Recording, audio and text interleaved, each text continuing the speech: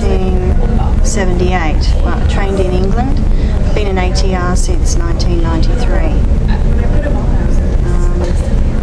And I was a student at St Albans in North London.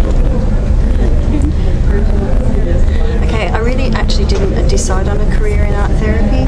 I travelled from Australia to England and I got a job in a psychiatric hospital as an art teacher, art and pottery teacher, and the occupational therapist came up to me and said, had I thought about doing art therapy? And I said I didn't know what that was. And she said, oh, my husband's doing a course at St Albans, you should go and have a talk to him.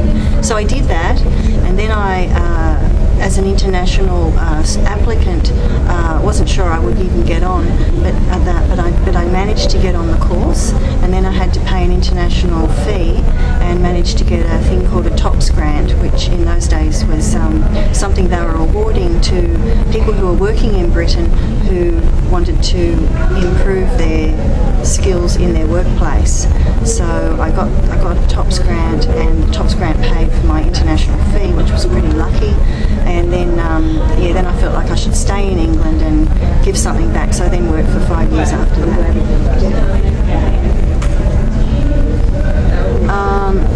Advice for those joining the field is that it's a really good profession to get into, but it's very important that you believe in what you're doing and that you're able to sell yourself as a practitioner.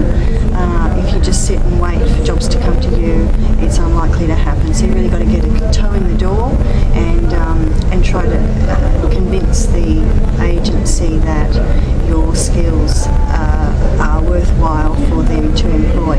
So I often say to students, do your clinical placement, but do it somewhere where you'd like to work, so that when they meet you and get to know you, they then want to offer you some work post-training.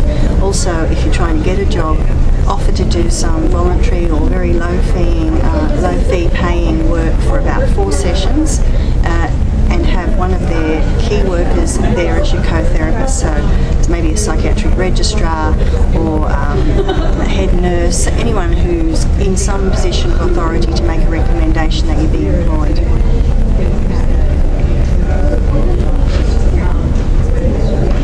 Okay, changes. Being from Australia, the big issue for me is the international focus. Back in 1988, I came to my first ADA conference, and I tried hard to connect with Bobby Stoll at that one because she'd just done the international survey.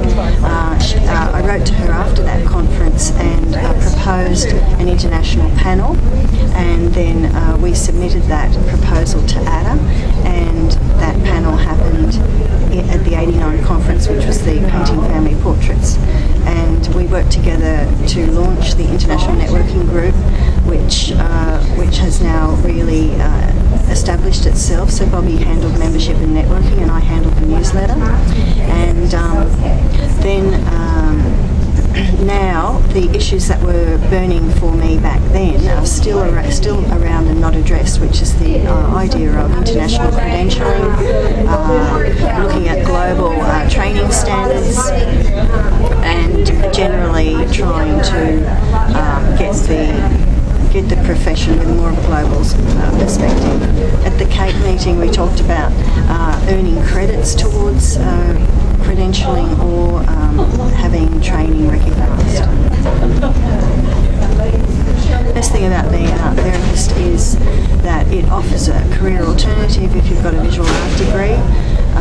As a visual art graduate, I didn't want to become an art teacher, and I didn't want to become a starving artist, and I travelled and stumbled upon art therapy. But I think art therapy